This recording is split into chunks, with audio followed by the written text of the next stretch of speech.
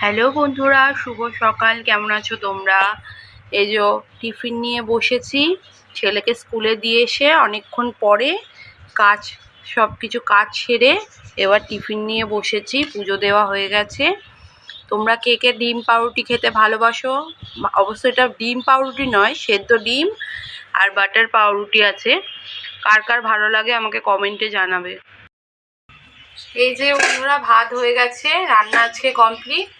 এখানে আছে ভাত, এখানে আছে পার্শে মাছের ঝাল,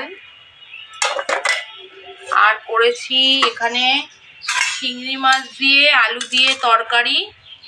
এখানে সরু সরু করে আলু দিয়ে চিংড়ি মাছ দিয়ে তরকারি করেছি। এখানে কালকের মাংসটা আছে বেছে, আর এই যে সঙ্গে আছে